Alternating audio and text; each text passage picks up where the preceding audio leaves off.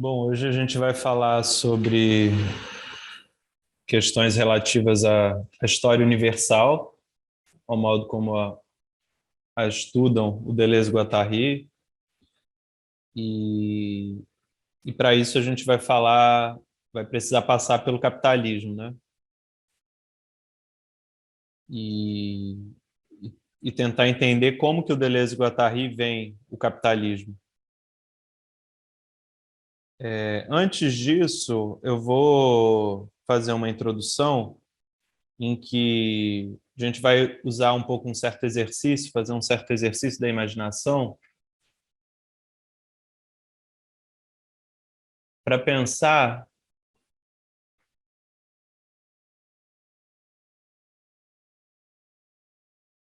um exercício de imaginação para pensar o que eu vou chamar um campo pré-cosmológico ou pré-individual.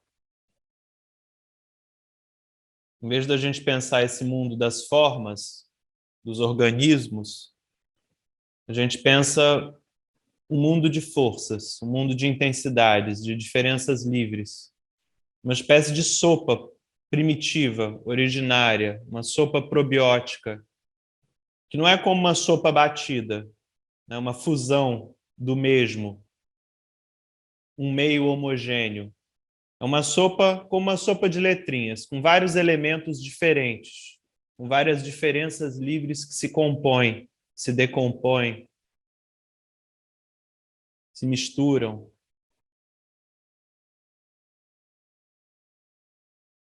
Sobre essa, esse campo pré-cosmológico,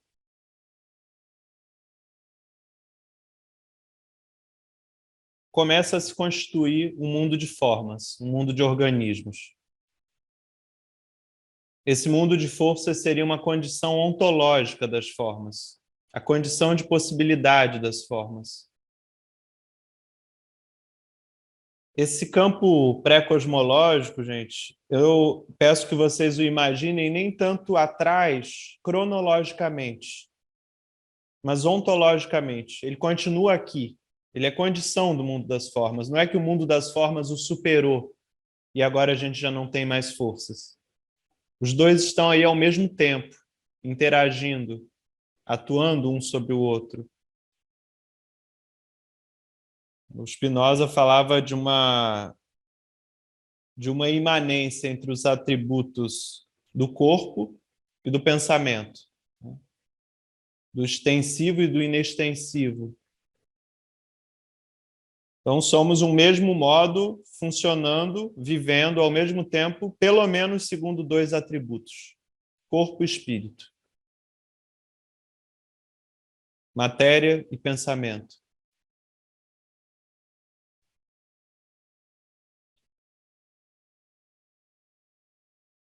Levando isso em conta, o Deleuze e o Guattari vão falar de um processo de estratificação desses corpos e também desses pensamentos, também dessas ideias.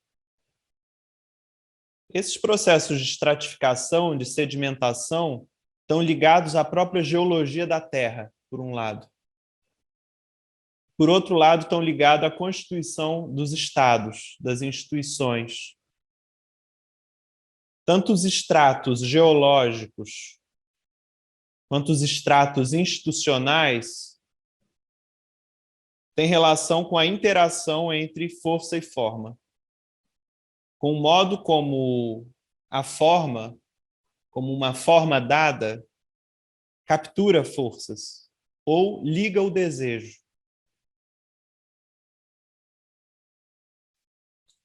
Por exemplo, quando Deleuze e Guattari falam da história universal e de três regimes de signos que se sucederam, mas que também se superpõem uns aos outros, eles vão falar dos selvagens, dos bárbaros e dos civilizados. Civilizados são também os capitalistas, né? Os dois primeiros regimes de signos ou máquinas sociais, que são os selvagens e os bárbaros, eles operam por regime de territorialização e codificação. Sendo ainda mais preciso, os selvagens operam por territorialização e codificação, e os bárbaros por sobreterritorialização e sobrecodificação. O que isso implica? Que entre os selvagens, também chamados de primitivos, também chamados, em outro contexto, pelo Pierre Clastres, de sociedades contra o Estado, a forma de ligar o desejo e constituir os sócios é pelo código e pelo território. As dívidas são marcadas nos corpos. As relações implicam blocos de dívidas finitas, blocos de vinganças, blocos de presentes. Essas sociedades se distribuem, por exemplo, em famílias, em clãs, em tribos, em grupos. O compromisso da multiplicidade de membros de um grupo e da comunidade é firmado diretamente por uma marcação na pele. Sejam tatuagens, sejam escarificações, sejam rituais.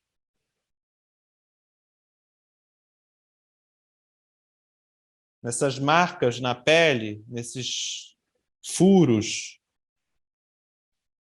nesses cortes, o que há é um compromisso comunitário, um compromisso simbólico sendo firmado ali. Por outro lado, se alguma pessoa rouba numa sociedade selvagem ou primitiva, pode ser que ela tenha a sua mão cortada. Porque as relações se dão por esses blocos de dívidas finitas. Ação sobre uma ação. Blocos de dívidas ou blocos de presentes, de dons. O corpo sem órgãos dos selvagens é a própria terra. A terra é o limite, ao mesmo tempo incessantemente transposto e inacessível. Para a terra, seja Cibele, a grande mãe, a deusa, Pachamama, tem várias Gaia, tem várias concepções. Mas, em todo caso, a terra é a mãe, de onde tudo sai e para onde tudo volta. Por isso que é o corpo sem órgãos. É o corpo sem órgãos que miracula tudo, que produz todas as coisas, todos os alimentos, todas as riquezas, as pessoas, todos os fluxos. E para ela, todos os fluxos também voltam.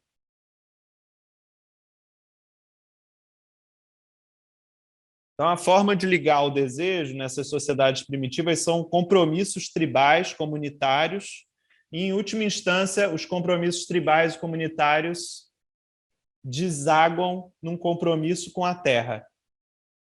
Não é o homem que é dono da terra. Mas, na verdade, ele é mais um dos produtos, é mais um dos efeitos da terra. Ele que pertence à terra.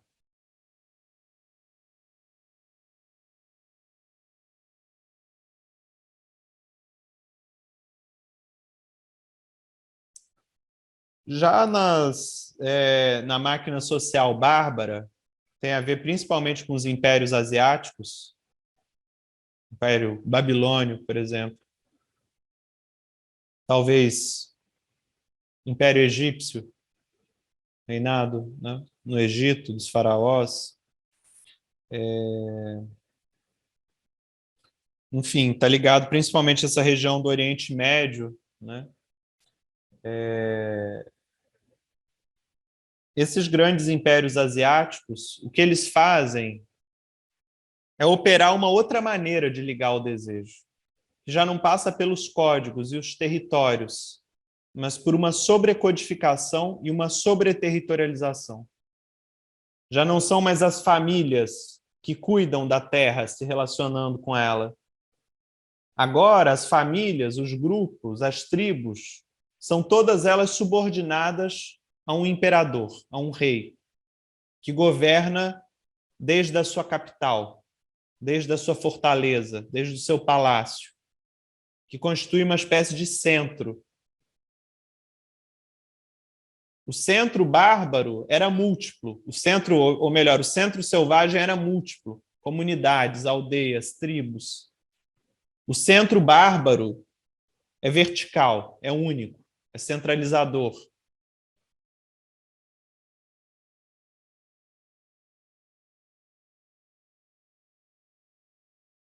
O que aparece como o corpo sem órgãos dos bárbaros é então o corpo ou o rosto do déspota. O déspota está em filiação direta com Deus. Ele é o representante de Deus na Terra. Então é para ele é dele que tudo emana e para ele que tudo volta. Impostos, fluxos de riquezas, de alimentos, de sangue, de vingança. O monopólio da violência que era distribuído entre as famílias, entre as tribos, por exemplo, entre os Yanomami, enquanto fluxo de vingança, é agora monopolizado pelo Estado. Monopolizado pelo rei, pelo imperador e pela polícia do imperador, pelo exército do imperador.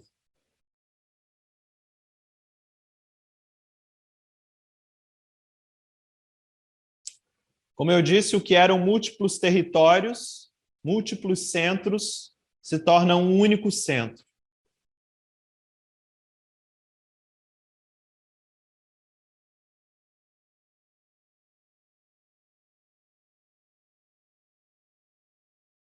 Isso tem implicações também na mitologia e na religião, né? A questão do monoteísmo, o Deus único, com o qual o déspota firma compromisso. Um Deus único também é uma facilidade para monopolizar espiritualmente as pessoas, espiritualmente aqueles súditos. Quando são múltiplos deuses, múltiplos sacerdotes, múltiplas pessoas com acesso a esses deuses em cultos individuais, em cultos de pequenos grupos, é possível que a sociedade contra o Estado se volte contra o chefe e deponha esse chefe. Por isso que esse chefe tem que constituir todo um aparato que vai desde a religião, as instituições, a polícia, o exército, as muralhas da cidade, as estruturas governamentais. Como os grupos, as tribos, os clãs nômades, selvagens, era uma maneira de ligar o desejo pela codificação e a territorialização, o Estado é uma outra maneira de ligar o desejo. Pela sobrecodificação, pela sobreterritorialização. Porque há um monopólio de um poder central. Seja um reinado, um império, e até a gente pode pensar aí nos estados modernos, né? Que de alguma maneira também sobre a dissimulação de uma democracia também operam sobrecodificações, sobreterritorializações.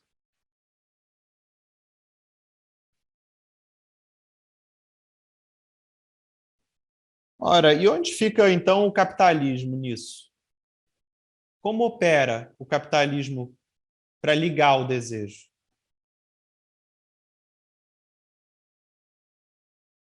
Para o Deleuze e Guattari, o capitalismo não é necessário.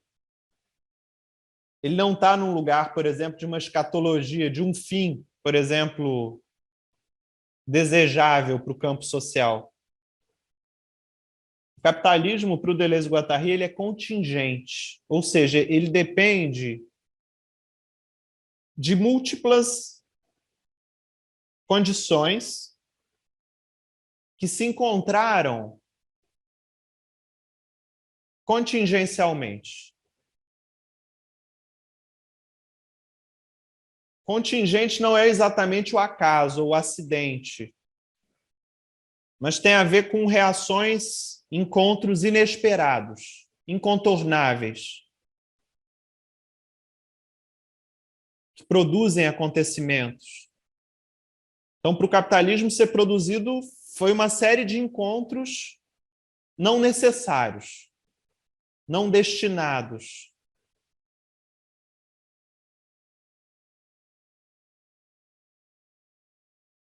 E o capitalismo, em vez de codificar o desejo ou sobrecodificar o desejo, opera por descodificação ou desterritorialização.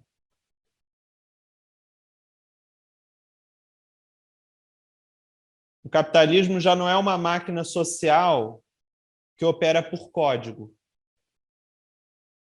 mas é uma máquina social que opera por axioma. Agora já não temos mais códigos e territórios, mas axiomas, mecanismos de funcionamento. Percebem que, por exemplo, o axioma, quanto maior a demanda, maior a procura?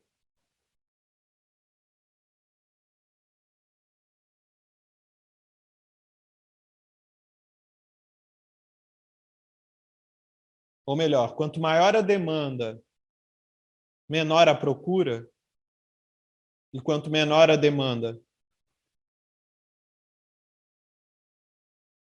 É um axioma, né? Digamos assim, que quando um produto está sobrando, tem uma grande demanda, há uma menor procura.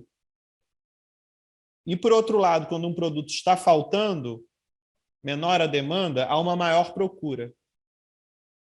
Isso é um axioma. Isso é um mecanismo de funcionamento que não opera por código ou por território, mas é um jeito de ligar o desejo, é um jeito de fazer funcionar. Então é curioso que o Deleuze e o Guattari eles têm uma certa ambivalência com o capitalismo, mas no final eles o criticam, porque é como se o capitalismo estivesse conduzindo ao limite dos sócios, justamente para as máquinas desejantes e o corpo sem órgãos. Só que, ao mesmo tempo que o capitalismo avança sobre esse limite, ele recua sobre o limite e cria mecanismos de recuo, de recusa do limite, de recusa da descodificação, da desterritorialização. Então, ele, ao mesmo tempo, avança sobre isso e cria mecanismos que o paralisam, que o travam, que criam espécies de sedimentos, de cancros,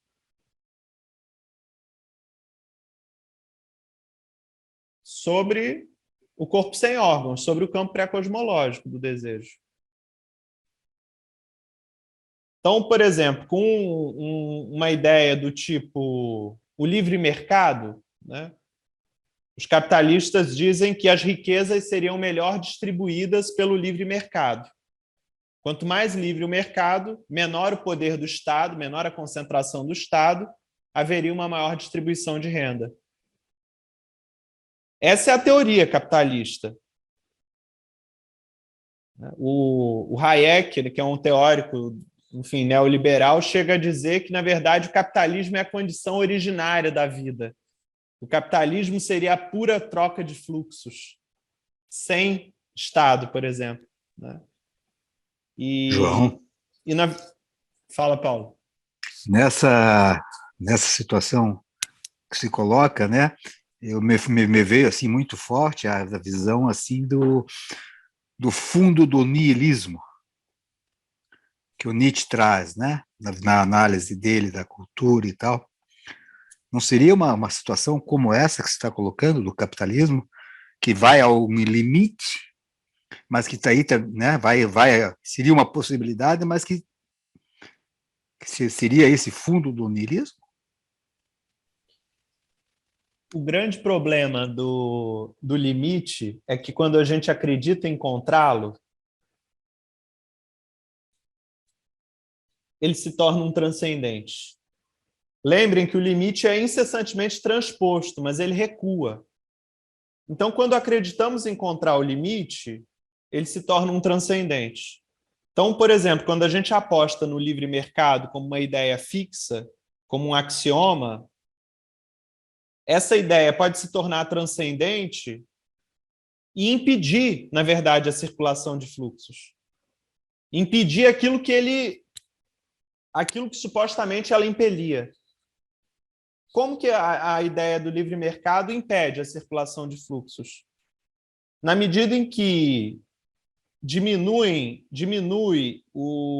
a influência estatal sobre o mercado, ganha poder um novo modo de agregação institucional. Se é que se pode chamar de institucional ou mercadológico, enfim, são os mercados transnacionais, as grandes indústrias, os conglomerados. Então, hoje em dia, os conglomerados, por exemplo, ligados à Big Pharma, né, ligados a indústrias de remédios, ou ligados a indústrias de armas, ligados ao narcotráfico, mandam talvez mais do que os estados na política mundial. Então, o capitalismo traz esse axioma do livre mercado, diminui o poder do Estado, só que naquilo que pareceria uma destruição positiva, que você chamou de niilismo, surgem, na verdade, surge ainda mais forte que o Estado, talvez. Né? O Estado, digamos, de bem-estar social, né, que funcionou durante um tempo na Europa, talvez ainda houvessem aspectos positivos ligados à biopolítica, ligados à gerência das populações. Mas, na medida em que esses conglomerados transnacionais assumem o poder, digamos que não há contrapartida social, não há contrapartida daquilo que se investe neles. Então, e na linguagem nietzschiana, né, quando ele fala do niilismo, ele está se opondo à vida, né, porque ele traz, né, uma filosofia da vida, em prol da vida, contra o homem do ressentimento, da má consciência, aquela coisa toda dele, né, da crítica que ele faz à cultura na época.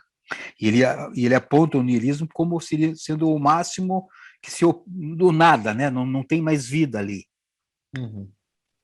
Então, nesse sentido, que me parece também, não sei se eu estaria correto, em fazer essa analogia com essa posição do mercado que chega a esse também contra a vida.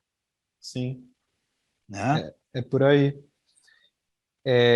Digamos assim, que o capitalismo propõe ideias que iriam descodificar e desterritorializar as antigas maneiras de ligar o desejo, os códigos e os territórios. Por exemplo, propriedade privada e a moeda. O que a propriedade privada vem fazer, gente, a princípio? Ela vem tirar do monopólio do Estado, das famílias, das linhagens de sacerdotes, vem tirar a terra da mão dessas pessoas, mas também das comunidades, também das tribos. Né? Lembrando que o capitalismo vem depois tanto dos selvagens quanto dos bárbaros. Então, a propriedade privada, ao mesmo tempo, desapropria da comunidade selvagem, mas também do império bárbaro. Né? Então, a propriedade privada traz um novo modo de distribuir as terras. Não passam necessariamente mais pela linhagem de sangue. Agora, é uma desterritorialização, é uma descodificação. Só que há nesse axioma, digamos assim, uma reterritorialização do desejo. Há uma reterritorialização porque a propriedade privada vai gerando uma nova forma de acúmulo. Por quê? Quem mais propriedades tem, mais propriedades adquire. Quem menos propriedades tem, cada vez fica mais desprovido de propriedades. Da mesma maneira, o capital. O capital vem descodificar as antigas formas de valor. Por exemplo, o ouro. Por exemplo, as terras. Por exemplo, o sangue. Esses eram valores codificados. Por exemplo, a linhagem divina do imperador. Tudo isso é descodificado pelo capital. O capital é uma espécie de equivalente geral. Ele, a princípio, promete que vai haver uma maior circulação de riquezas, já que a riqueza é suspensa, é retirada de um objeto determinado. Quando Marx fala, por exemplo, da força de trabalho, ora, na medida em que a gente pensa que a força de trabalho se torna um valor, que cada um pode ter o seu e pode ser trocado por esse equivalente geral, a princípio parece que todo mundo vai ter acesso, então, ao capital. Porque todo mundo pode dispor, pode entregar a sua força de trabalho.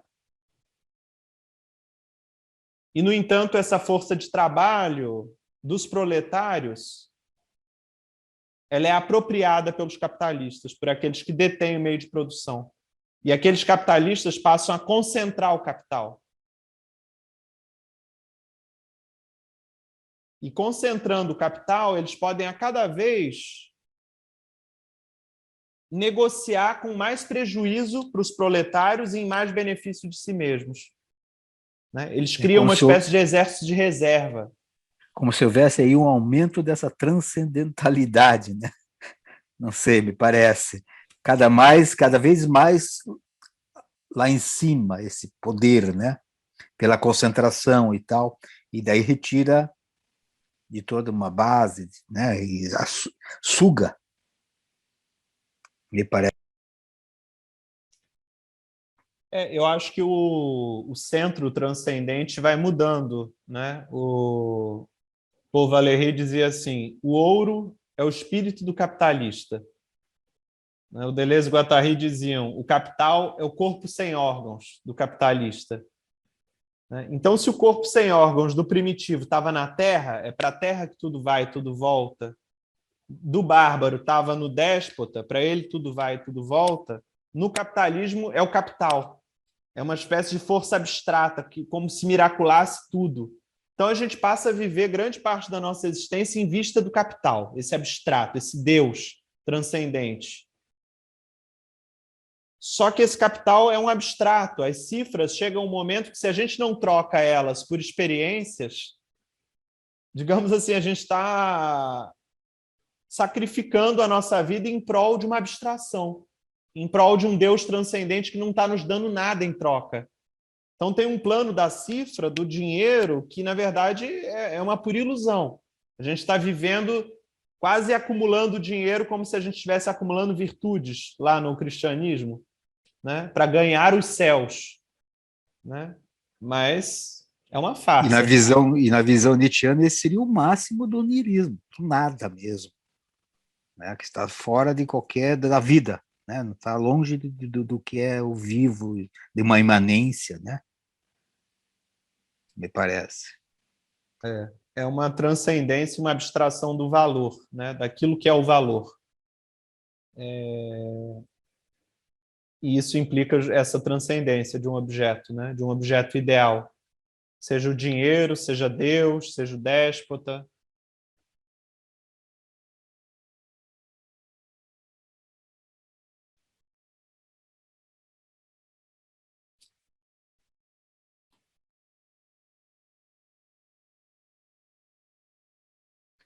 Mas, ao mesmo tempo que o capitalismo opera essa axiomatização, então, do desejo, ele nos mostra que esse limite ainda está mais além. Que é como se o capitalismo fosse um falso limite, um limite intermediário ainda. Porque ele tenta transpor o limite e cria um novo simulacro do limite, que são esses axiomas.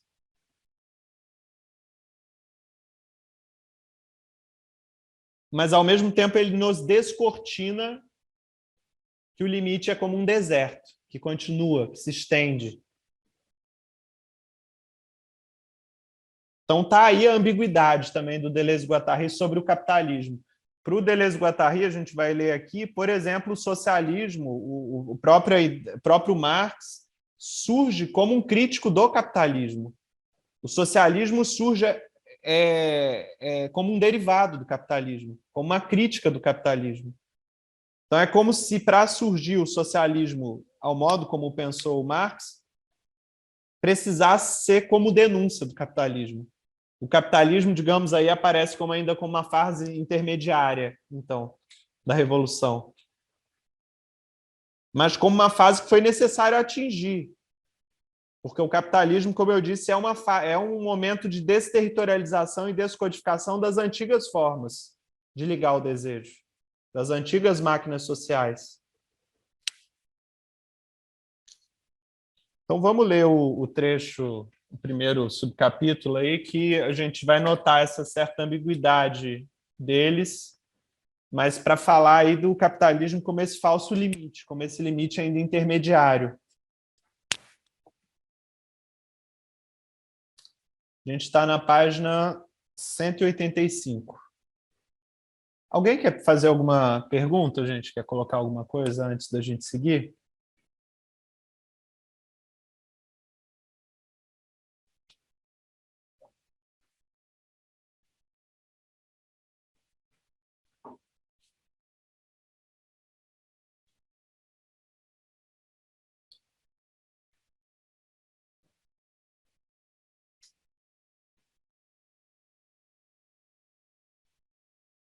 Bom, vamos lá.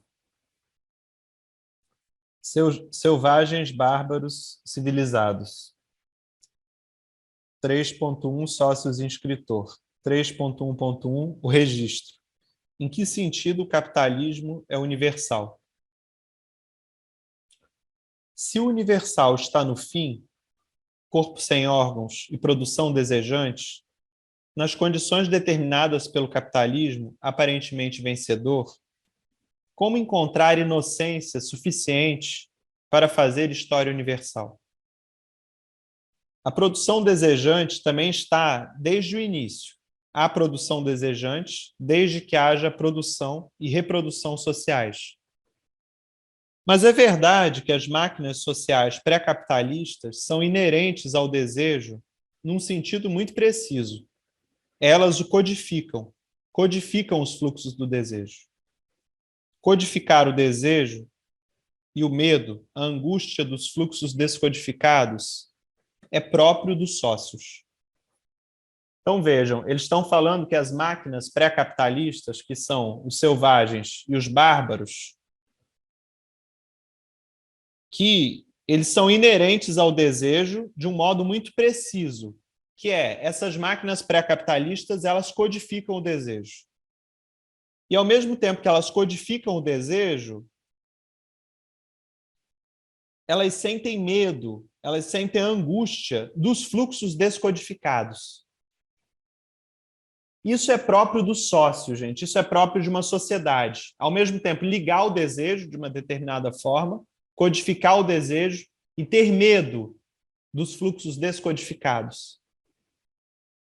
Uma sociedade cria um dentro e repele o seu fora.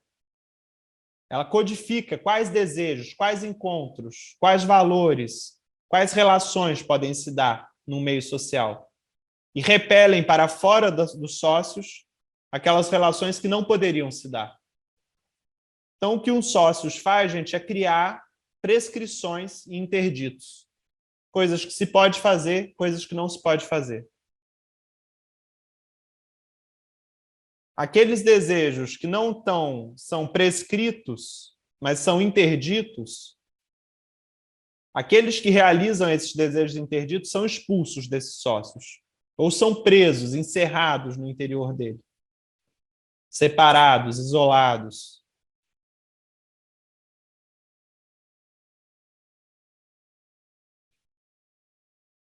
Então, ao mesmo tempo que esses sócios codifica o desejo, liga o desejo, ele tem um medo enorme dos fluxos descodificados, do que vem de fora.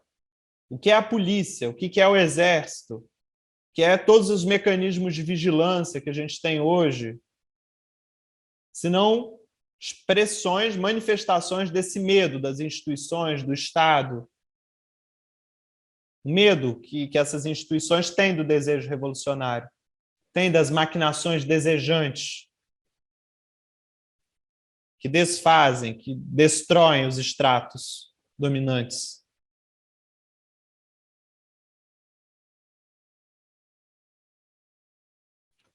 Então, essas primeiras máquinas sociais aí pré-capitalistas, elas codificavam o desejo e criavam maneiras de repelir os fluxos desejantes anárquicos, os fluxos desejantes revolucionários. Deleuze e Guattari continuam. Como veremos, o capitalismo é a única máquina social que se construiu como tal sobre fluxos descodificados, substituindo os códigos intrínsecos por uma axiomática das quantidades abstratas, em forma de moeda. Portanto, o capitalismo liberta os fluxos do desejo, mas nas condições sociais que definem o seu limite e a possibilidade da sua própria dissolução, de modo que ele não para de contrariar, com todas as suas forças exasperadas, o movimento que o impele para este limite. Então, o capitalismo, ao mesmo tempo, impele para o limite da descodificação e da desterritorialização do desejo, e, ao mesmo tempo, não para de contrariar essas forças revolucionárias, essas forças de descodificação e desterritorialização.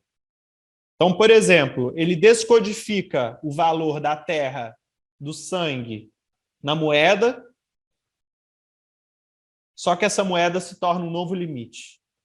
Ele descodifica os códigos territoriais ou as sobrecodificações bárbaras na propriedade privada, mas a propriedade privada se torna, ao modo de um axioma, um novo limite. E pessoas, por exemplo, acumulam grandes propriedades, vastas, terras que elas nem dão conta de usar, digamos assim.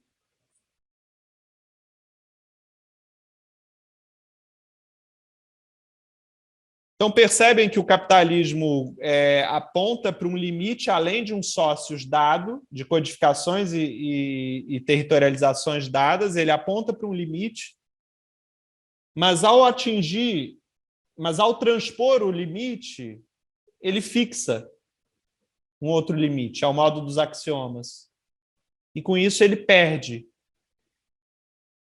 a descodificação e a desterritorialização do desejo, o maquinismo incessante.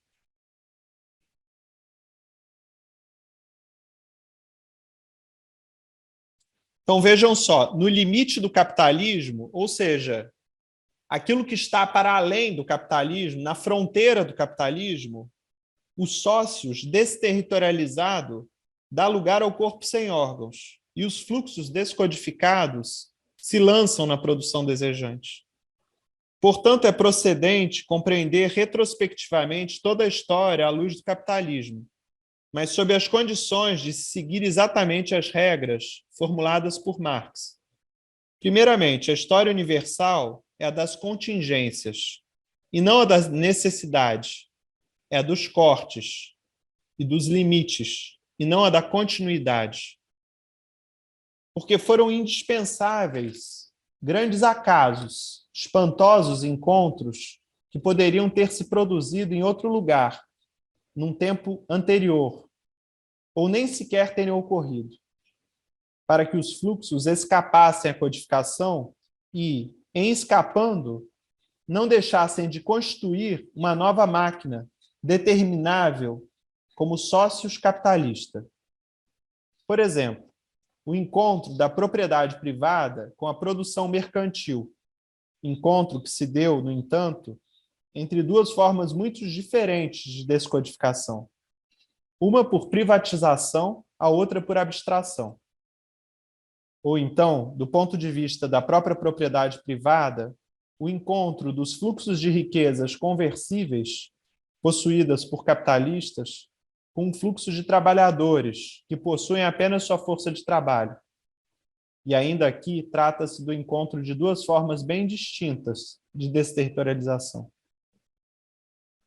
De certa maneira, o capitalismo assombrou todas as formas de sociedade, mas as assombra como seu pesadelo terrificante, o medo pânico que elas têm de um fluxo que se furtaria a seus códigos. Por outro lado, se é o capitalismo que determina as condições e a possibilidade de uma história universal, isso só é verdade na medida em que ele tem de se haver, essencialmente, com seu próprio limite, com sua própria destruição, como diz Marx. Na medida em que ele é capaz de criticar a si próprio, pelo menos até certo ponto, o ponto em que o limite aparece, ainda que no movimento que contraria a tendência. Em suma, a história universal não é apenas retrospectiva, mas também contingente, singular, irônica e crítica. Então, eles estão dizendo, primeiro, que o capitalismo é contingente porque se dá no encontro de diferentes descodificações. Por um lado, o encontro entre a propriedade privada e a produção mercantil. Né? De um lado, a gente tem a privatização das terras e, por outro lado, a abstração do valor. A abstração do valor dos objetos. São duas descodificações diferentes, mas que se encontram, que se juntam.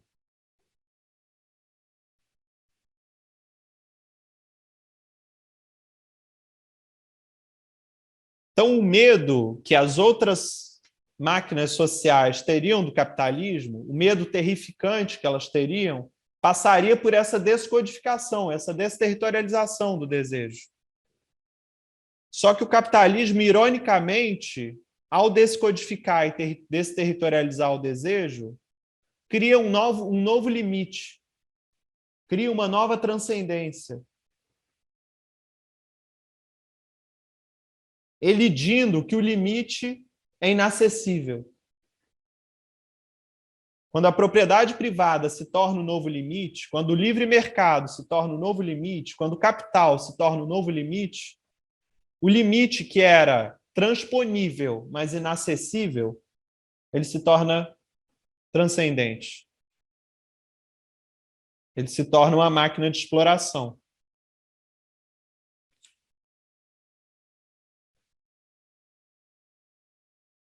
Mas olha o que o Deleuze e Guattari dizem. Por outro lado, se é o capitalismo que determina as condições e a possibilidade de uma história universal, isto só é verdade na medida em que ele tem que se haver essencialmente com seu próprio limite, com sua própria destruição, como diz Marx, na medida em que ele é capaz de criticar a si próprio.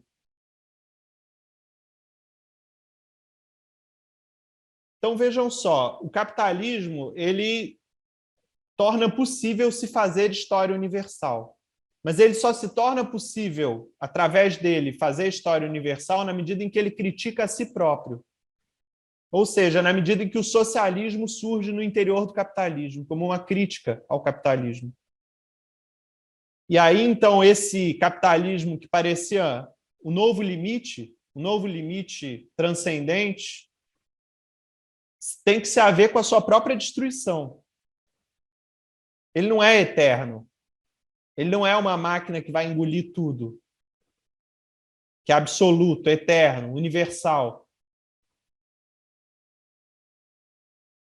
Ele mesmo, no interior dele mesmo, se criam maneiras de criticá-lo, maneiras de destruí-lo, maneiras de relativizá-lo em vista ainda de outra coisa, de outra organização, de outros modos de ligar ao desejo. Então, o Deleuze e o Guattari citam aqui o Marx, que diz: a linha de desenvolvimento ocidental, longe de ser universal por se encontrar em toda parte, aparece como universal porque ela não se encontra em parte alguma. Portanto, ela é típica, porque em seu singular desenvolvimento, ela obteve um resultado universal. Ela forneceu a base prática, a economia industrial, e a concepção teórica, o socialismo, para ela própria e todas as outras sociedades saírem das formas mais antigas ou mais recentes de exploração do homem pelo homem. A verdadeira universalidade da linha de desenvolvimento ocidental está, pois, na sua singularidade e não fora dela, na sua diferença e não na sua semelhança em relação às outras linhas de evolução. Marx está dizendo, gente, que a verdadeira universalidade do capitalismo não está no fato dele ter se constituído como um novo transcendente. Está no fato dele ser uma contingência na história, dele ser uma singularidade na história, que possibilitou, cito Marx, ele forneceu a base prática, a economia industrial e a concepção teórica, o socialismo, para ela própria e todas as outras sociedades saírem das formas mais antigas ou mais recentes de exploração do homem pelo homem. O Marx está dizendo que o capitalismo é universal não pelo fato dele ser transcendente, mas pelo fato dele nos abrir para um além do capitalismo e um além também das antigas formas de exploração. Então, Marx está colocando aqui a economia industrial como algo positivo, como algo que possibilitou nos ultrapassarmos as antigas formas de dominação social, as antigas formas de codificação e de sobrecodificação.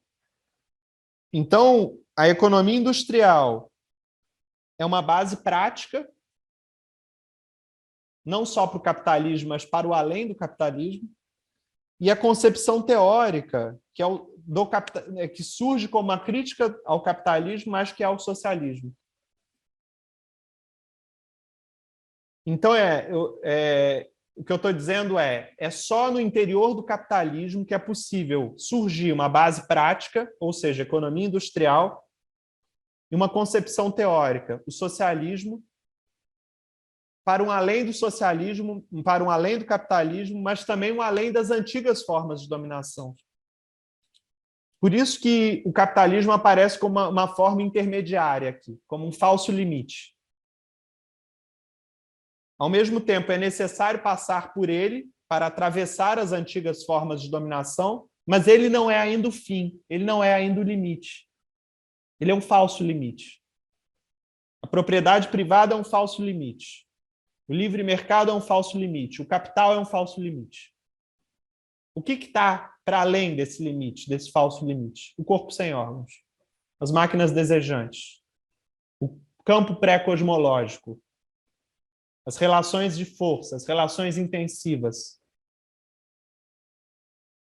as quais o capitalismo supunha atingir, falando em termos de capital, falando em termos de livre mercado, falando em termos de propriedade privada.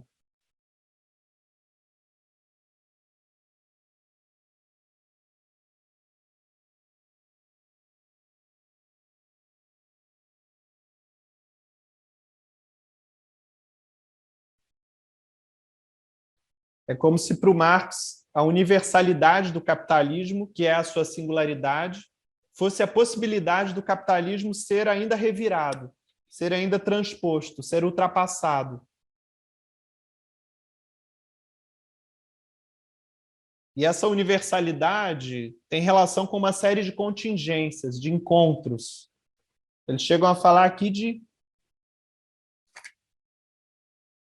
indispensáveis grandes acasos.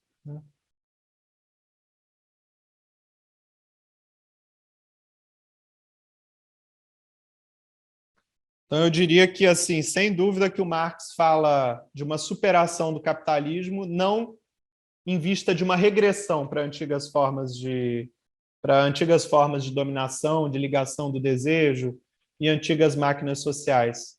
O capitalismo já opera, segundo ele, uma transposição de antigas formas de dominação pela economia industrial e pelo socialismo. Mas ainda é necessário ir mais além. Seria apenas uma fase ainda a ser transposta. Assim como o monopólio do mercado ainda é uma fase, né, para o comunismo.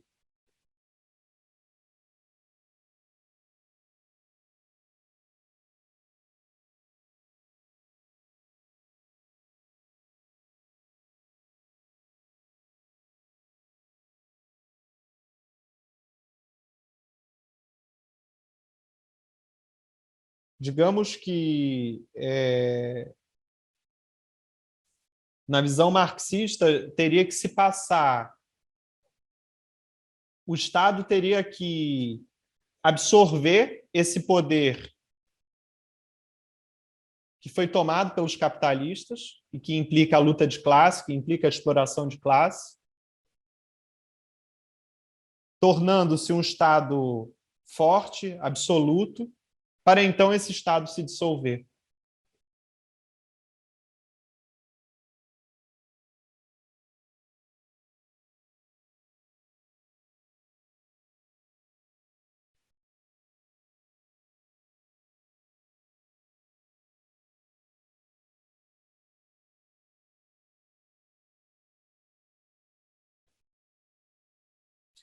Bom, é um subcapítulo difícil, né? Eu achei bem complexo, até porque fala bastante aqui do Marx.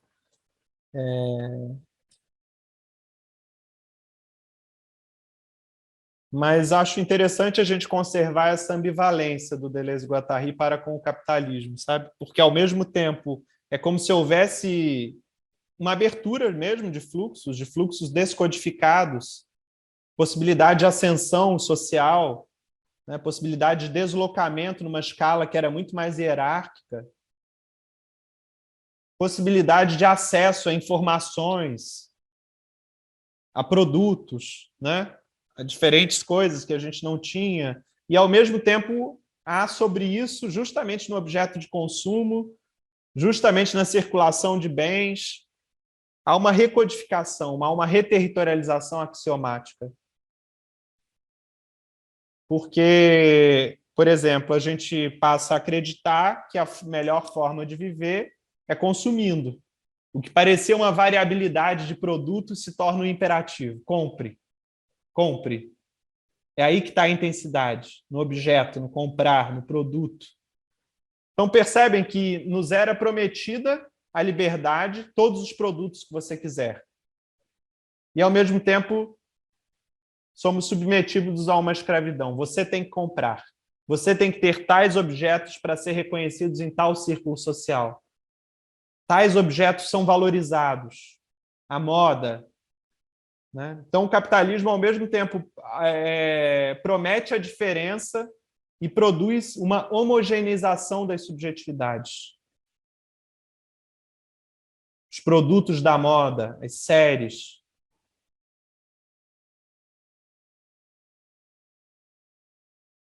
As produções de subjetividade a partir da televisão, né? Da internet hoje em dia, né? Os influencers, os youtubers, né? Agora,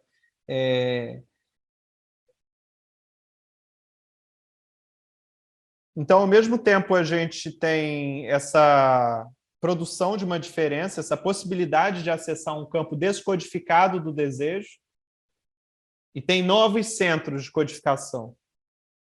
Centros de codificação que, no limite, remetem a esse grande mercado mundial. Isso que o Guattari chamava de CMI, né, de capitalismo mundial integrado. Essa globalização que domina o mundo inteiro e busca homogeneizar as subjetividades do mundo inteiro sob imperativos do tipo compre, consuma, tenha mais, tenha coisas melhores, tenha coisas mais caras. Com tudo isso, gente, com essa alienação do valor no dinheiro e no produto, no objeto de consumo, a gente só perde a coisa mais importante da vida. São as intensidades. É o tempo em estado puro. São os bons encontros que, às vezes, não necessitam do capital, não necessitam do objeto de consumo. Na verdade, muitas vezes o capital e o objeto de consumo nos alienam desse tempo, dessa intensidade.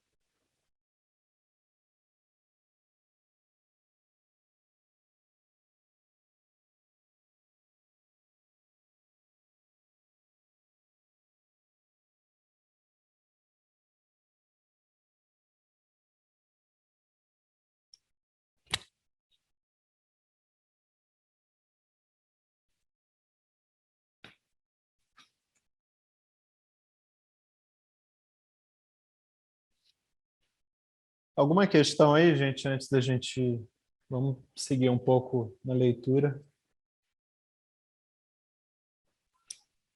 João, eu queria entender, assim, mas ao mesmo tempo, então, me parece que a prescrição do capitalismo prescreve, então, de alguma forma, essa entrada nessas intensidades, para que eles possam codificar melhor, para que o capitalismo possa recodificar de melhor maneira elas. É isso? Então, tipo, ao mesmo tempo que é preciso com que entremos no campo das intensidades, precisamos encontrar maneiras com que essas intensidades não sejam recodificadas pelo capitalismo para que o capitalismo continue a fazer circular esse sistema de codificação, descodificação, recodificação, descodificação, recodificação. Seria mais ou menos isso? Né? Uhum. Entender. Uhum.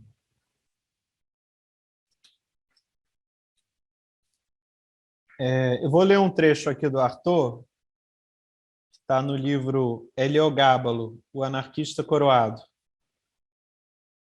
O Arthur diz assim: e cada disparo do fogo da vida sobre as coisas equivale a um pensamento, o fluxo interior aos organismos fechados, que vão da nossa rudeza material à mais imponderável sutileza, compõe isso que tem nome de seres, e que mais não é do que sopros na duração. Então, o Arthur está sendo bem espinosista aqui, né? A cada disparo do fogo da vida sobre as coisas equivale a um pensamento. Então, a cada disparo do sopro da vida nas coisas, na matéria, equivale a um pensamento. Então, matéria é igual a pensamento. Então, nós vamos de uma rudeza material, corporal, formal, a mais imponderável subtileza, que é o plano incorporal dos pensamentos. Ele diz que essas duas dimensões compõem isso que tem o nome de seres. E ele diz ainda, e que mais não é do que sopros na duração. Então, os seres têm esses atributos da matéria e do pensamento, né? Da matéria e da energia, para usar os termos da física que o Paulo costuma trazer para a gente, né? Onda e partícula. E, no entanto, na medida em que começamos a nos relacionar enquanto seres individuados, enquanto seres singulares, começamos a trocar essas intensidades, a trocar esses fluxos. E na medida em que vai se organizando uma sociedade, esses fluxos, para que essa sociedade se organize e crie um dentro, um interior, eles têm que ser ligados, eles têm que ser codificados. Então vão sendo criadas prescrições e interditos para as relações entre os seres. Quando o capitalismo emerge de uma série de contingências, o que ele nos promete é a descodificação, não há mais códigos para o desejo. Por exemplo, o desejo não está mais ligado a uma certa norma, uma certa regra que passa de pai para filho, de mãe para filho, numa dada tribo, num dado clã. Por outro lado, há uma desterritorialização, né? Já não há terras inerentes a determinados clãs que detêm aquela terra por centenas de anos, por várias linhagens. Então, ao mesmo tempo, vamos pensar uma descodificação dos valores e dos objetos de valor e uma desterritorialização.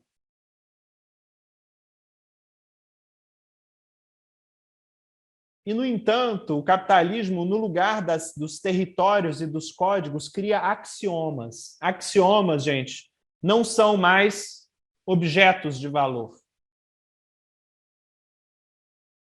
São proposições. Então, com o capitalismo, já não estamos atrelados, por exemplo, à terra, já não estamos atrelados ao sangue.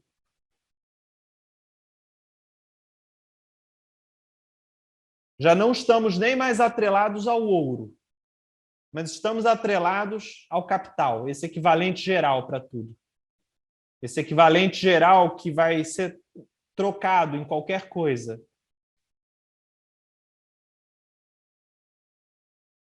Então, o capital, a princípio, promete essa descodificação do valor da terra, do ouro, do sangue. Só que pelos axiomas, pelas proposições, é criada uma nova maneira de ligar o desejo. Uma maneira talvez mais insidiosa, porque ela promete a desterritorialização e a descodificação dos fluxos. Só que com a produção dos axiomas, o desejo é novamente ligado, talvez de uma maneira ainda mais insidiosa, como eu disse, mais difícil. Porque é como se a gente produzisse a nossa própria escravidão acreditando que é a liberdade. Né? A gente acreditando que vai ter prazer, que vai ter liberdade, que vai ter consumo. A gente está mantendo a nossa própria escravidão ao sistema. Né? O sistema que ao tempo todo cria novos objetos de consumo, cria novas necessidades em nós, como se a intensidade estivesse ligada a esse objeto de consumo.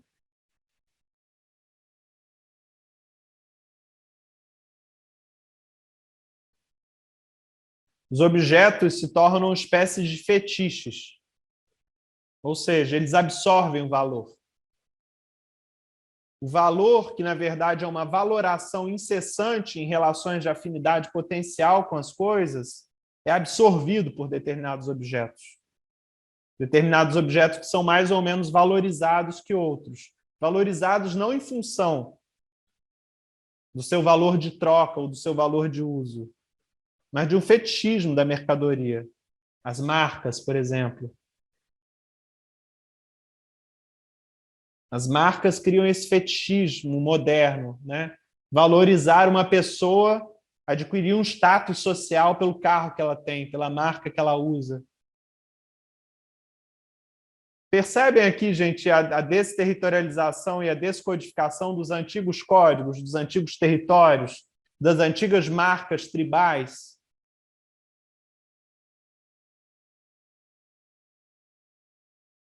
Existiam as tatuagens, as marcas.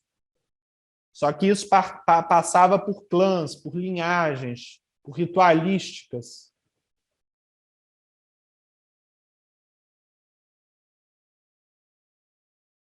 E agora a gente continua tendo essas marcas, esses distintivos.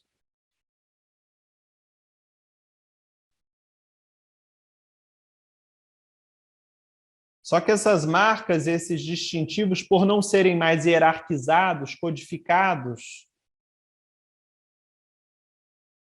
ora, qualquer um tem acesso, supostamente, porque podemos viver escravos de tentar ter acesso a essa marcação, a esse índice de uma certa classe social. Então, esse fetiche agora escraviza todas as classes sociais, todas as pessoas. Supostamente todos podemos chegar lá. É a sociedade da meritocracia, né? Do espetáculo,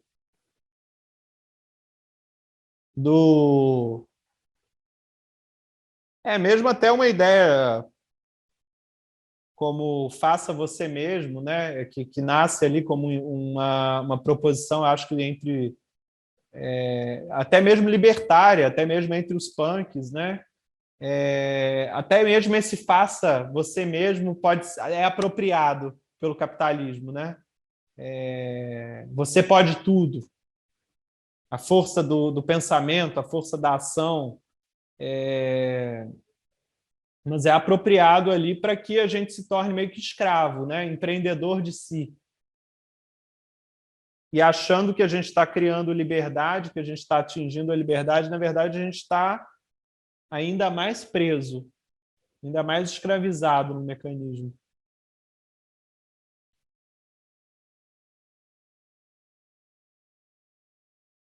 Justamente porque é um mecanismo dissimulador. É um mecanismo que promete a liberdade, que promete a descodificação a descodificação dos códigos, a desterritorialização dos territórios. Mas pelos axiomas nos prende ainda mais.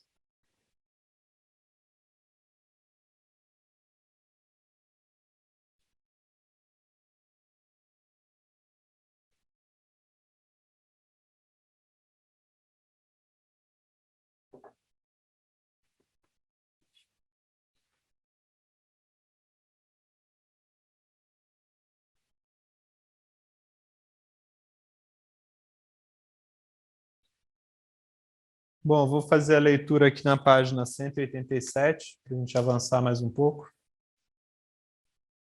A máquina social. A unidade primitiva, selvagem, do desejo e da produção é a terra. Porque a terra não é apenas o objeto múltiplo e dividido do trabalho, mas também a entidade única, indivisível, o corpo pleno, que se assenta sobre as forças produtivas e delas se apropria, como seu pressuposto natural ou divino. O solo pode ser o elemento produtivo e o resultado da apropriação, mas a terra é a grande estase inegendrada, o elemento superior à produção, que condiciona a apropriação e a utilização comuns do solo.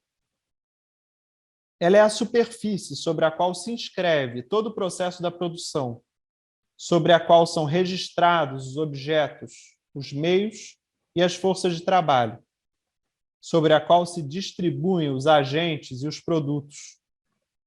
Ela aparece aqui como quase causa da produção e objeto do desejo. É nela que se cinge o liame do desejo com sua própria repressão.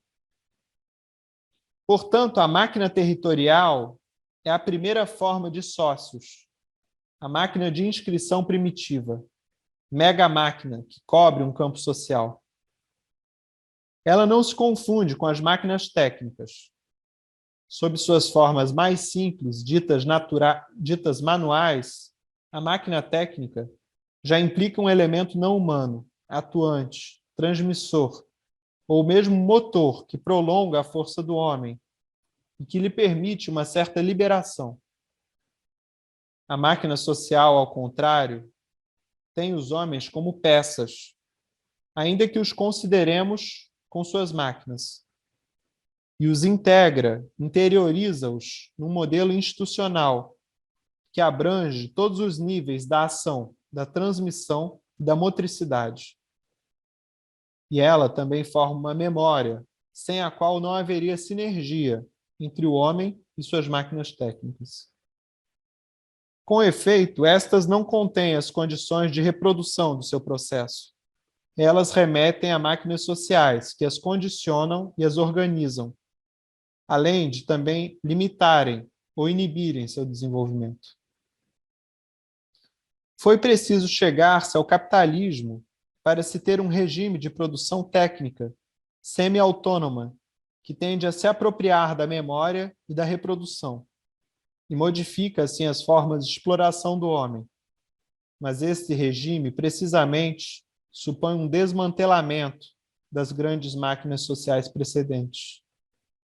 Uma mesma máquina pode ser técnica e social, mas não sob o mesmo aspecto.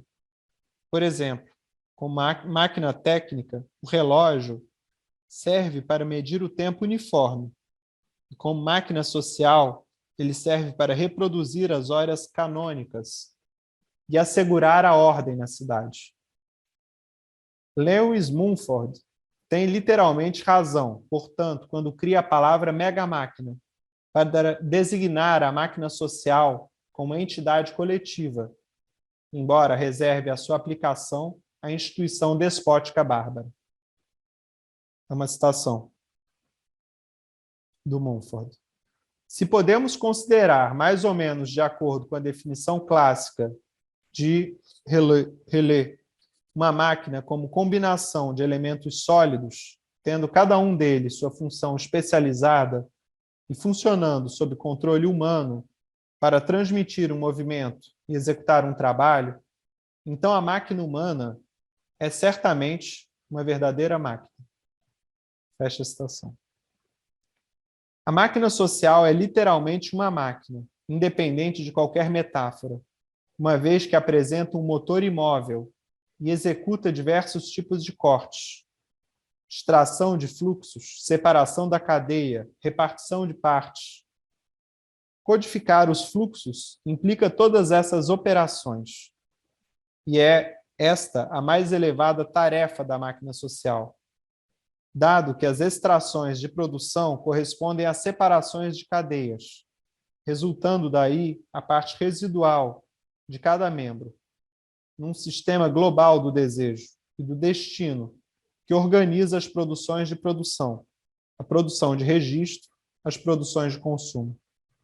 Fluxo de mulheres e de crianças, fluxo de rebanhos e sementes, fluxo de merda, de esperma e de menstruações. Nada deve escapar.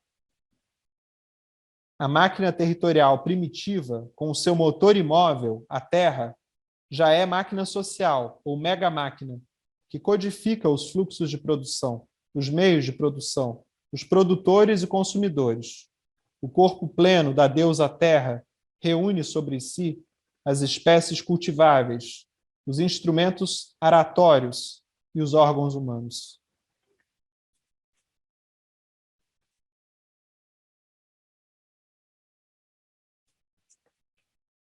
Então, aqui, gente, a gente vê como que na unidade primitiva ou selvagem, a Terra se torna o corpo sem órgãos e possibilita que o desejo seja ligado de determinada maneira. Na verdade, a Terra dá as condições de uma máquina social se formar.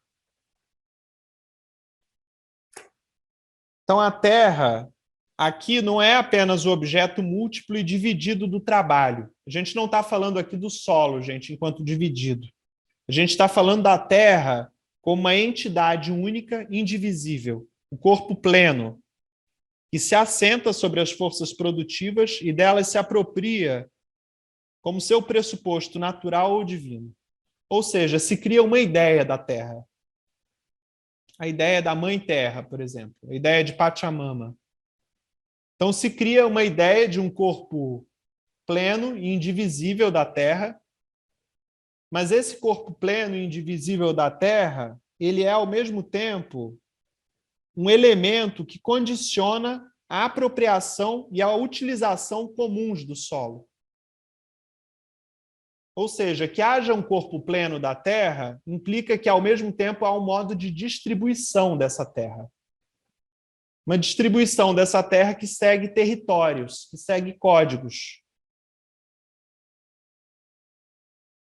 Então, essa Terra é a superfície sobre a qual se inscreve todo o processo da produção, sobre a qual são registrados os objetos, os meios e as forças de trabalho, sobre o qual se distribuem os agentes e os produtos.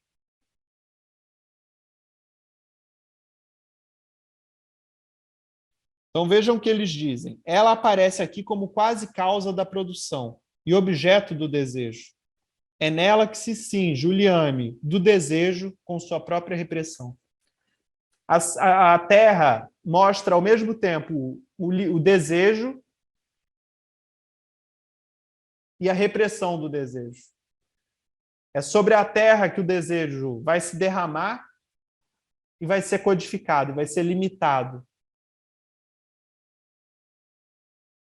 Vai ser formatado, vai ser codificado.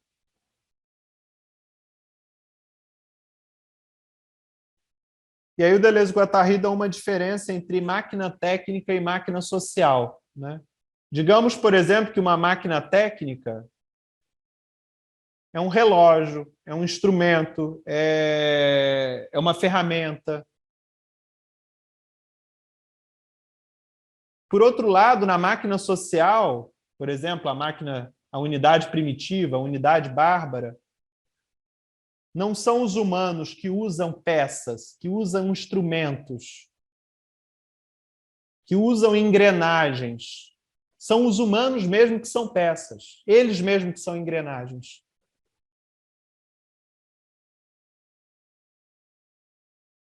Deleuze e Guattari dão um exemplo do relógio. Por exemplo, o relógio, por um lado, é uma máquina técnica que nós usamos. Por exemplo, ou, por outro lado, o relógio é uma máquina social que nos usa. Ou seja, o relógio cria um tempo estratificado, um tempo dividido, um tempo distribuído, o tempo cronológico, a cronificação do tempo. Então, nesse sentido, o relógio faz, às vezes, de uma máquina social, uma máquina de que o humano é engrenagem, é peça, é parte. Não é ele mais que usa a ferramenta, ele é usado, ele é ferramenta. Então, a gente poderia pensar essas máquinas sociais como mega máquinas. Não se trata mais de uma máquina de que a gente faz uso, mas de uma máquina que nos usa. De uma máquina de que nós somos peças, de que nós somos partes que funcionam segundo um mecanismo.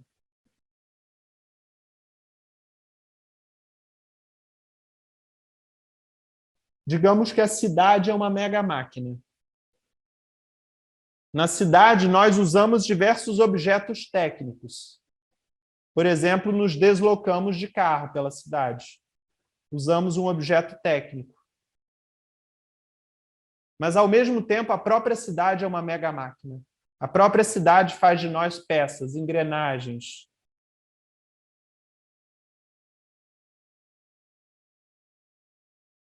Somos distribuídos sobre a cidade, sobre o tecido da cidade, segundo uma lógica coletiva, segundo uma lógica maquínica,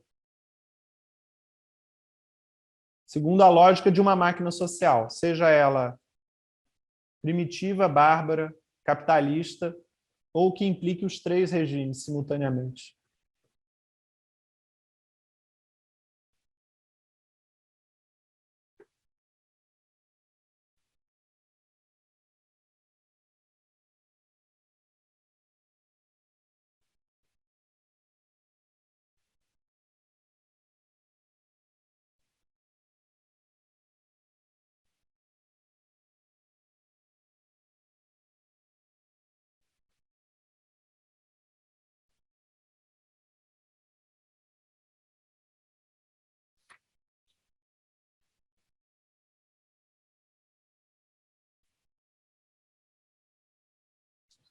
Olha o que eles dizem. A máquina social é literalmente uma máquina, independente de qualquer metáfora, uma vez que apresenta um motor imóvel. Motor imóvel, gente, é a suposta quase causa da máquina. O motor imóvel da unidade primitiva é a Terra. O motor imóvel da unidade despótica é o corpo do déspota. O motor imóvel do capitalismo é o capital. Então, a máquina social apresenta um motor imóvel e, para além desse motor imóvel, executa diversos tipos de cortes, extração de fluxo, separação de cadeia, repartição de partes. Codificar os fluxos implica todas essas operações. Então, é uma máquina, essas máquinas sociais são máquinas, sem fazer metáforas, porque o que elas fazem é extrair fluxos, cortar cadeias, liberar certos fluxos e bloquear outros.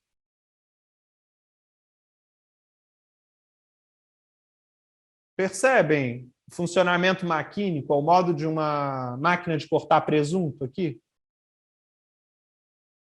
O que uma dada sociedade faz passar? O que ela corta? O que ela extrai? E o que ela bloqueia? O que ela impede de passar?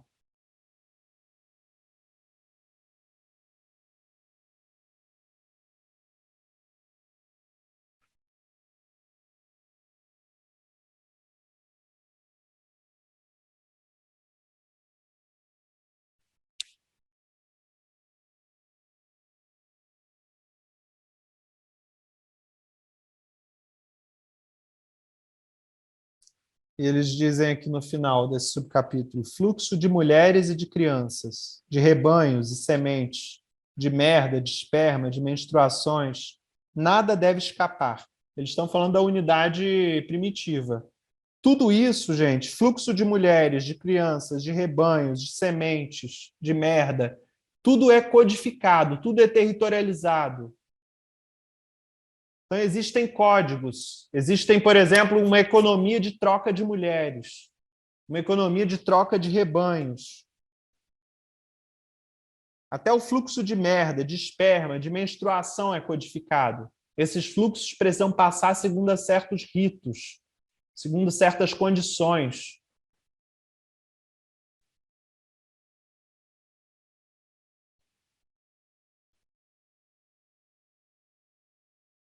E eles dizem: a máquina territorial primitiva, com seu motor imóvel, a Terra, já é máquina social ou mega-máquina, que codifica os fluxos de produção, os meios de produção, os produtores e consumidores.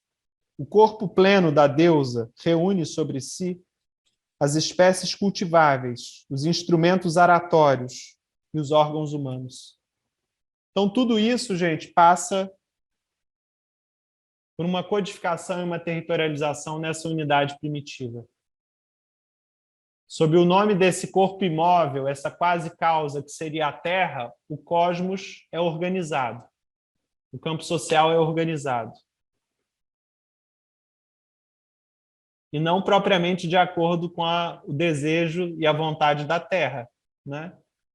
Para ser bem claro aqui. Digamos que a Terra é o motor imóvel ou a quase causa que supostamente miracula tudo, que miracula o desejo. Mas há pessoas que se apropriam,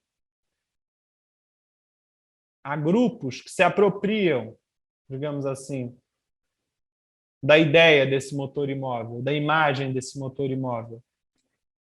Então, certamente, mesmo no Sócios primitivo, já há uma codificação de linhagens, já há uma diferença hierárquica.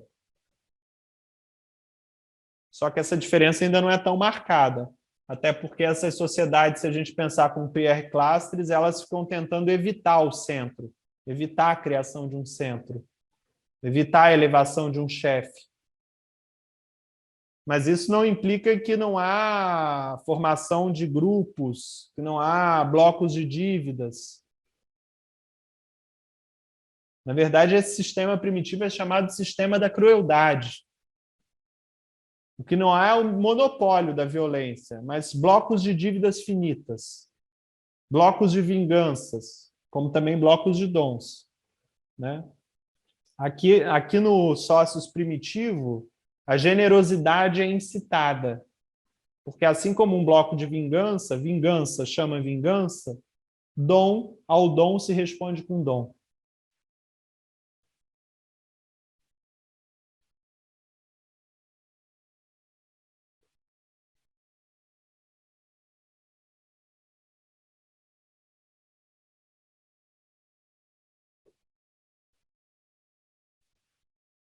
Aqui na unidade primitiva, nessa unidade territorial primitiva, digamos que a explicação das coisas, o motivo das coisas, está fundado no mito. Esse tempo fora do tempo, esse lugar sem lugar.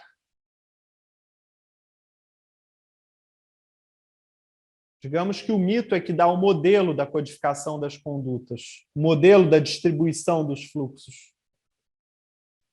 Por que a troca de fluidos sexuais tem que ocorrer em tal época do ano, em tais condições? Por que o fluxo de sementes tem que ocorrer em tal época do ano, em tais condições? O fluxo de sangue no sacrifício?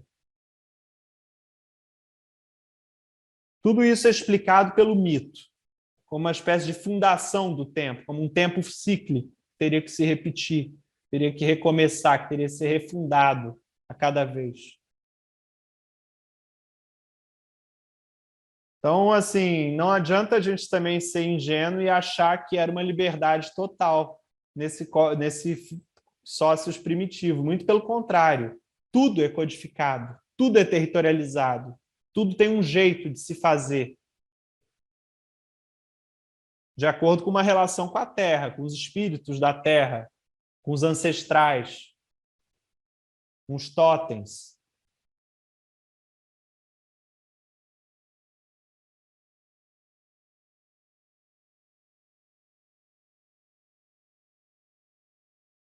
A diferença da passagem do sócios primitivo para o sócios imperial é que não vai haver mais apenas uma territorialização, uma codificação a partir de grupos, de tribos, de comunidades. Ou seja, uma codificação que passa através de uma linhagem num pequeno grupo. Agora há uma sobrecodificação, uma sobreterritorialização. Vários grupos, várias tribos são sobrecodificadas e sobredeterminadas pelo imperador, pelo rei, que passa a centralizar a passagem de fluxo, a extração de fluxos. E absorve a imagem do motor imóvel, né? Agora não é mais a Terra. Não pertencemos mais à Terra. Agora pertencemos ao déspota. Porque o déspota é a imagem do Deus na Terra, é o Deus encarnado. Então o déspota passa a sobrecodificar essa ligação do desejo. Tudo vai e volta para ele. Vivemos pela sua generosidade, por isso ele concentra as dívidas, ele extrai a produção, o excesso da produção.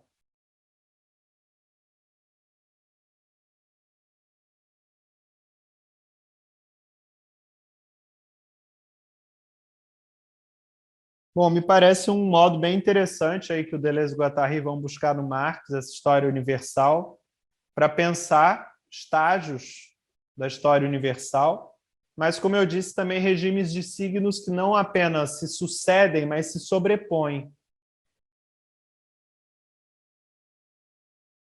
Há misturas entre esses regimes. Até hoje, vivemos, ao mesmo tempo, uma mistura de um sócios primitivo, bárbaro e capitalista. Por exemplo, que o Deleuze e Guattari, o modo como o Deleuze e Guattari leem o complexo de Édipo é uma mistura entre os sócios bárbaro e os sócios capitalista. Uma mistura desses dois regimes de signos.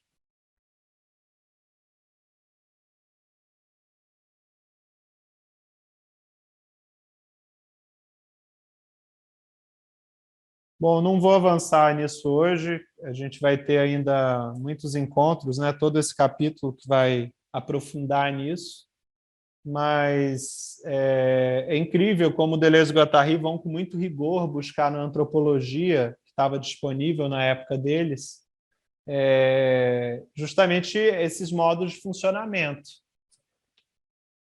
Esses modos que esses sócios encontram aí de ligar o desejo, de extrair fluxos do desejo, de extrair cadeias, de extrair objetos, de produzir e reproduzir-se.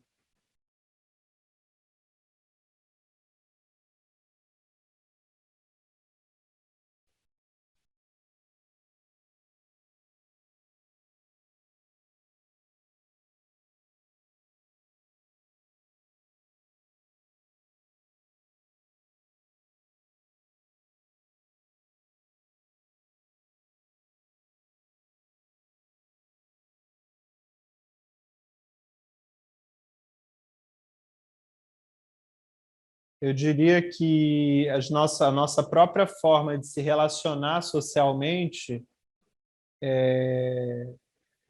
passa aí também por esses três regimes de signos, por essas três máquinas sociais, né?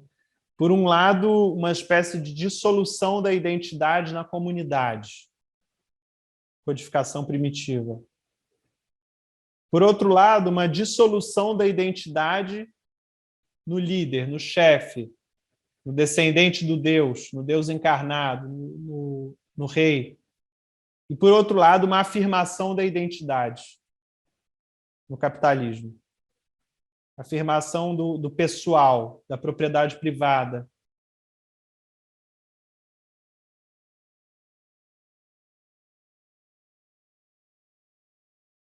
Eu diria para vocês que nem a dissolução na comunidade, nem a dissolução da individualidade na palavra de ordem do déspota, e nem a individualidade capitalista dizem ainda do que o Deleuze-Guattari chamam o esquizo, o processo esquizo. Todos esses são modos ainda de codificação, sobrecodificação ou axiomatização dos fluxos do desejo e, portanto, do processo esquizofrênico.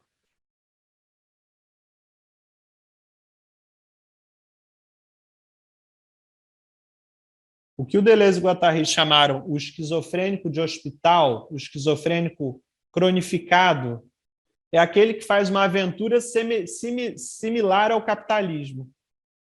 É aquele que avança sobre os limites da produção desejante, descodifica, desterritorializa o desejo, só que cai vítima dos estratos, do de novo.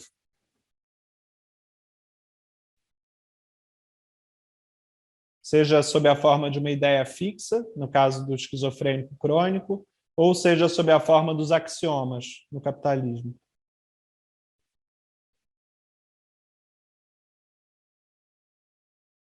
O capitalismo mesmo, gente, nos abre para um além dele, para um horizonte, para um limite que é transponível, mas é inacessível. É a produção desejante, é o corpo sem órgãos, é o esquizo enquanto processo. Só que tanto o capitalista quanto o esquizofrênico crônico, eles falham nessa processualidade da produção desejante. Eles buscam uma desertificação, uma dissolução do território, da sobrecodificação, da sobreterritorialização, mas caem vítimas de axiomas, de estratos, de palavras de ordem.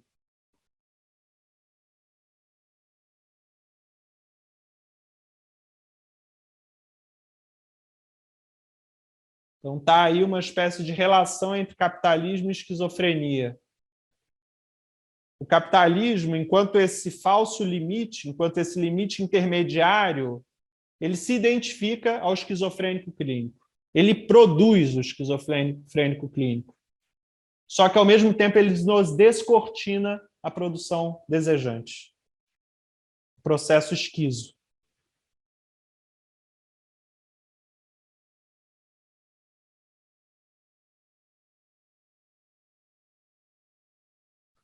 São questões complexas, gente, como eu disse, até porque a gente está entrando agora nessa intersecção esquizoanálise e antropologia, né? A gente esteve trabalhando mais com a psicanálise, com a literatura. Então, agora, digamos que esse capítulo vai exigir um pouco mais de nós em termos antropológicos, sociológicos, né? Que para mim também é, enfim, é mais difícil, mas vamos com dificuldade mesmo, né? A gente vai avançando aí aos poucos. Bom, gente, eu vou finalizando por hoje. Agora eu queria ouvi-los um pouco, assim, se ficou muito difícil, se deu para pegar alguma coisa. Como é que está aí para vocês?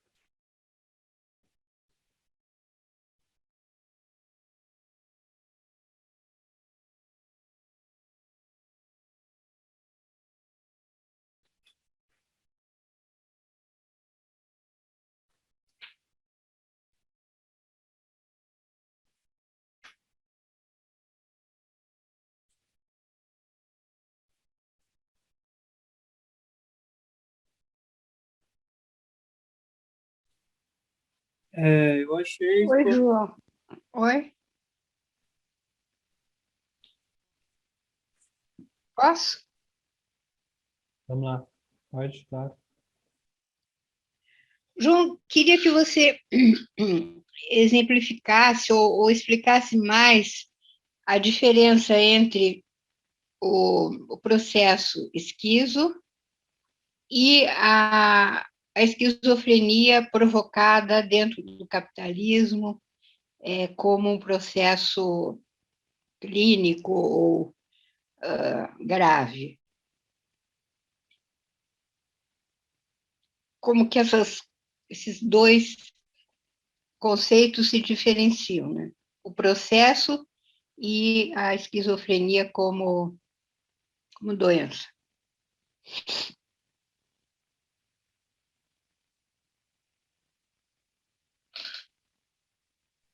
Vamos tentar pensar nisso através do conceito que eu tenho tentado dar consistência aqui do limite.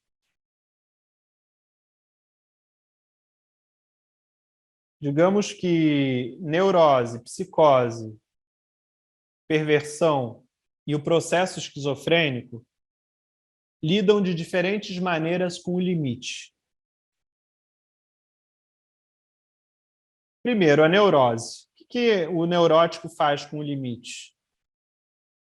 O limite aqui tem relação com o real, tem relação com o campo de forças, incessantemente transposto, mas inacessível, processual, prático, pragmático. Ora, o neurótico faz com o limite o seguinte, ele introjeta o limite à maneira das prescrições e dos interditos familiares. Ele torna o interdito uma espécie de colonização interna por meio do complexo de Édipo. Ou seja, o desejo, que seria revolucionário, esquizofrênico, para o neurótico, na verdade, é o desejo pela mãe, é o desejo onipotente, é o desejo excessivo, é o desejo sintomático. Então, o que estaria fora, enquanto campo de forças real, é um limite que está no interior dos sócios. É o limite, na verdade, das relações. O que pode e o que não pode. E, ao mesmo tempo, ao neurótico é interditada a mãe e, ao mesmo tempo, ele é fixado. Porque é uma armadilha, uma desfiguração do recalcado. Na verdade, o recalcado é o desejo revolucionário. Só que quando se dá essa imagem edipiana do desejo à mãe ou ao pai, é uma falsa imagem do limite, é uma falsa imagem do recalcado, que passa a absorver o desejo. Então, o neurótico lida com o limite introjetando, criando uma espécie de terra colonial dentro de si. O perverso lida com o limite, projetando o limite sobre um objeto fetiche. O objeto fetiche absorve o desejo, absorve as relações de força, absorve o real. É como se ele só atingisse intensidades através do objeto fetiche, ou do objeto droga, por exemplo. Por último, na psicose, que é o equivalente ao que eu estou chamando de esquizofrênico clínico ou cronificado, o psicótico é aquele que tenta transpor o muro. É aquele que tenta devolver o limite justamente ao fora, tenta fazer recuar o limite. Só que ele atravessa o muro de modo demasiado brutal, sem cuidado, sem prática, sem exercício. E ao tentar atravessar o muro, é como se ele produzisse um desmoronamento da identidade, só que no desmoronamento dessa identidade sobram como despojos de um navio naufragado, fragmentos daquele eu partido, daquele eu desfeito. Então, o psicótico, ele tenta sair dessa individualidade produzida neuroticamente, mas ao tentar sair, produz uma fragmentação dessa individualidade. E não tendo essa unidade do eu, que de algum modo escolhia, avaliava entre o que é real e imaginário, o que é interdito, o que é prescrito, o que é impossível, o que não é impossível, o que é permitido, o que não é permitido. É como se o psicótico ficasse preso, então, aí, desses fragmentos. por exemplo, palavras de ordem familiares que ele escutava quando criança, agora são projetadas no seu ouvido como ondas de rádio. E essas ondas de rádio, ele não mais significa alguma coisa para ele, ele atua com elas. Então, se ele escuta uma voz que o manda se jogar de um prédio, ele pode se jogar do prédio. Então, esses fragmentos, esses despojos, a princípio era uma relação organizada com o mundo externo na neurose, que você escolhia cumprir ou não aquelas ordens, e que aqui na psicose se tornam obrigações, justamente porque a identidade está desfeita e não há uma força ativa sendo exercida. Então, a gente poderia considerar que a psicose ou a esquizofrenia clínica como um niilismo absoluto, porque se nega a unidade do sujeito, por exemplo, se nega a força dos sócios, o poder dos sócios, mas se cai vítima dos restos do eu desfeito. Das palavras de ordem dos sócios, agora não filtradas por um sujeito unificado, mas passadas ao ato, como um delírio, como uma alucinação. Então, basicamente, gente, o esquizofrênico cronificado é aquele que tentou atravessar o muro na direção do real, na direção da força ativa, só que falhou nesse processo.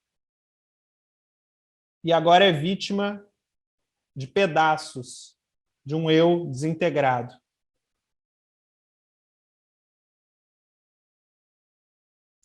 Por último, por fim, o processo esquizofrênico, ou chamado pelo Deleuze e Guattari o esquizo, é o que eles dizem sobre o esquizo é aquele que sabe partir.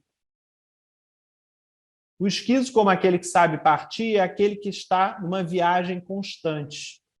É aquele que não para de transpor o limite, mas sabe que o limite é o inacessível. O esquizo é aquele que faz da vida uma pragmática dos fluxos, um exercício dos fluxos.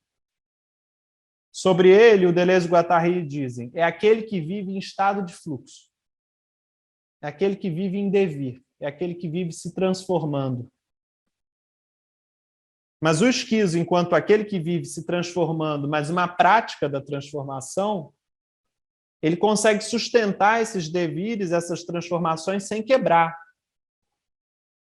Então, há uma integridade, não uma integridade do eu, mas uma integridade de critério, de exercício. O fim, na verdade, não é transcendente, não é um objeto, não é um valor, não é um território, não é um código. O fim, na verdade, é o meio. O limite é a prática. O limite é incessante.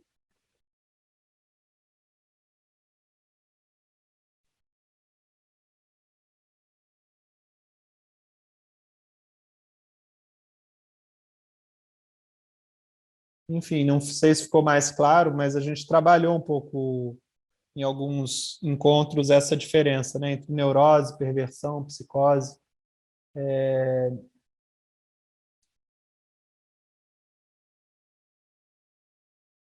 Sem dúvida, a psicose é o que está mais próximo do processo esquizo, mas é uma tentativa de acesso ao processo esquizo que falha e se torna ainda mais fragilizado do que o neurótico. Porque não tem nem mais uma organização da personalidade, da identidade, né?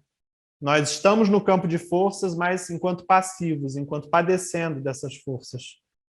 Sem um meio, princípio da realidade ali que avalia essas forças, que discerne essas forças.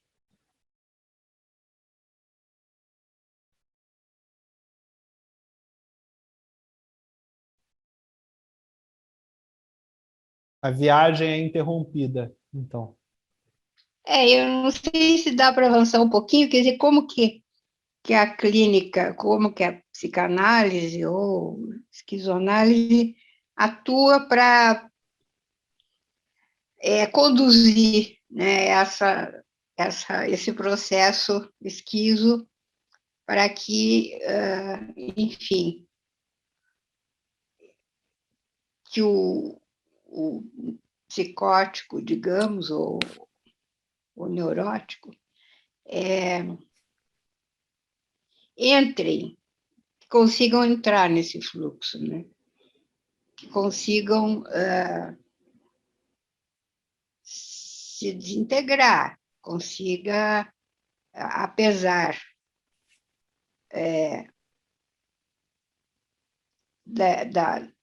dos impasses que provavelmente vive, para que possa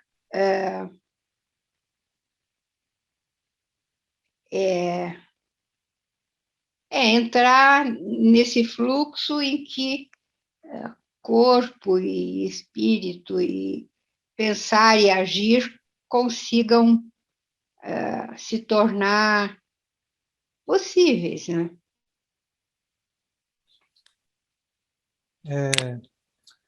Tem uma parte, a gente já trabalhou também, mas eu vou retornar brevemente, que o Deleuze e Guattari estão elogiando dois psicanalistas, que é o Bruno Bettelheim e a Gisele Pankov.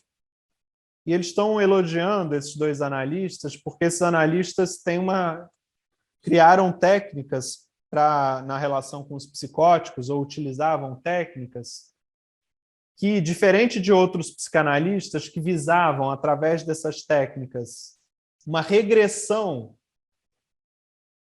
a um estado anterior, para que fosse retomada uma progressão normal, ou seja, uma progressão neurótica.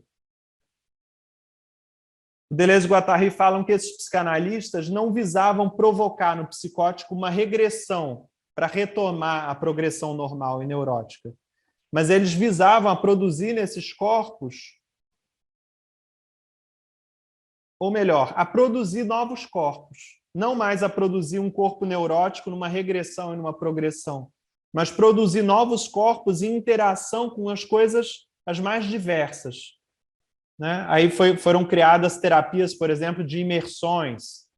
As terapias, por exemplo, os processos da Lygia Clark, por exemplo, vão nessa mesma direção.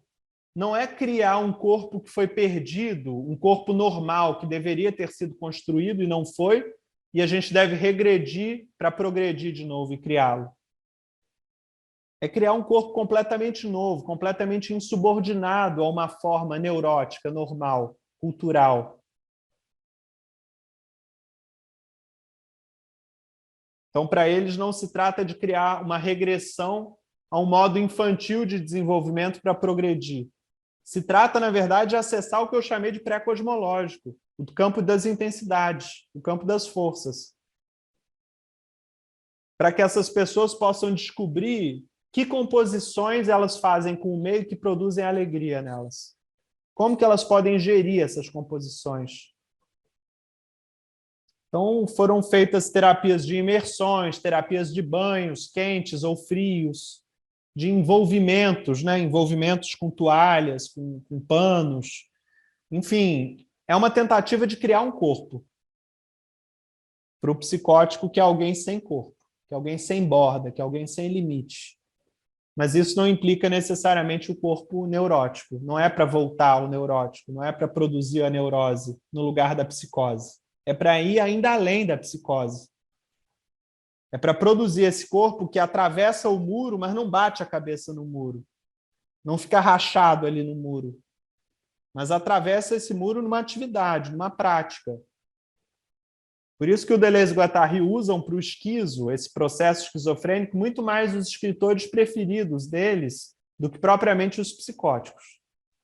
Quando eles vão falar desse esquizo enquanto processo, eles falam do Lawrence, eles falam do Henri Miller, eles falam do Artaud. Esses são os verdadeiros esquizos. Esses que vivem em estado de fluxo, que escrevem sobre esse campo de fluxos.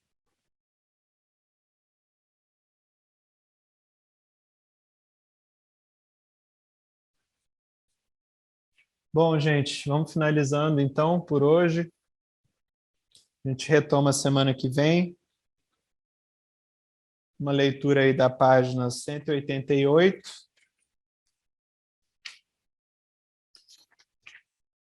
A página 194. João, uma mini pergunta só. Essa última que você estava falando agora sobre esses psicanalistas que o Deleuze elogia, isso está no Antiédipo também? Ou... Está no Antiédipo. Está um pouco mais para trás, a gente já passou por esse trecho. Se Tá. se eu achar, eu posso indicar para vocês em qual página está. Tá, beleza. Obrigado.